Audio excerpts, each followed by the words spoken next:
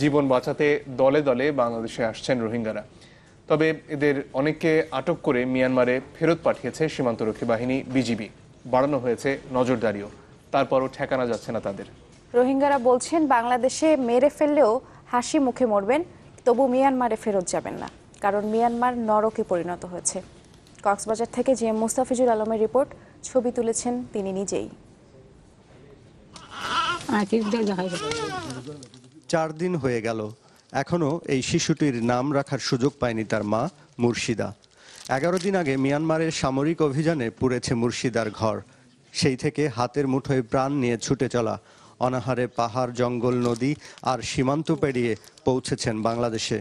সেই ভয়ঙ্কর পথে জন্ম হয়েছে নিষ্পাপ এই শিশুটির।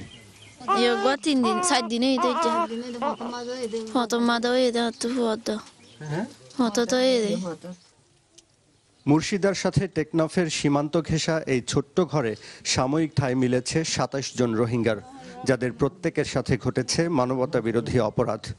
অভিযোগ, ঘরবাড়ি জ্বালিয়েই ক্ষান্ত হয়নি মিয়ানমার বাহিনী। হত্যা, নারী ধর্ষণ, শিশু নির্যাতনের মতো বর্বরতাও ঘটিয়েছে। সব হারিয়ে প্রাণ বাঁচাতে পেরেছেন, তাই আর ফিরতে চান না ওই নরকে। আইরে মুসলমান হাসিছে আর মুসলমান দেশের মাঝে আসার আলী বেলা হইরা আর আসি দিয়ে দুলো আজকাল বাদার গুনা বাড়ি এগুলো আসি শান্তি পাই বেলা হয়ে আসি। তো যদি আরা যদি আমার তো যদি এটা সাহায্য মধ্যে নগরী আরা যদি এগুলো ফার করে দিয়ে আর ফুরা ফেলাইবে, মারি ফেলাইবে। তোমার মারি ফেলাইবে বাজি কল আর বাইগাড়ি ফেলাইবে, বাপ গাড়ি ফেলা আর মারে।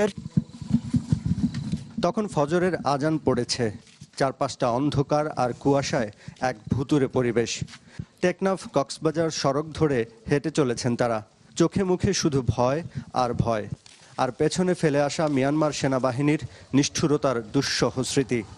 যেতে চান কুতুপালং শরণার্থী শিবিরে, কিন্তু বাংলাদেশের প্রশাসন যে তাকে ধরে আবার সেই মৃত্যুপুরীতে পাঠাবে না তার কোনো নিশ্চয়তা নেই।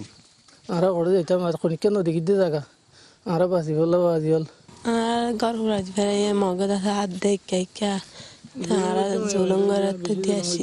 মায়া ভাইদের বেশি অত্যাচার করের আবে চুলা চুলি দুধ কাড়ি ফেলের বোর্ড দিলা ঘরের বাজি কল তোমার আরা দিন কিসে হয়ে পারি নিয়া আমা এন কই আর আরা জানবাতি বললা হয়ে রাইতার আরাইও বাজি আসছিলি ছিল হালি তো মাগিয়ারে নালারে ঠ্যাগুন দি। প্রতিদিনের মতো আজও সূর্য উঠেছে, কিন্তু সব হারিয়ে সীমান্ত পাড়ি দেয়া এই রোহিঙ্গা পরিবারের জীবনের সূর্য কবে উঠবে তা কেউ জানে না। এত বড় কষ্ট করে আসছি আর কিভাবে নৌকালে আসছি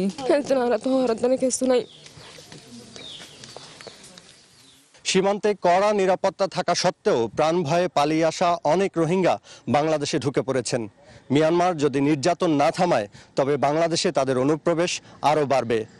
জিএম মুস্তাফিজুল আলম, চ্যানেল 24, টেকনাফ, কক্সবাজার।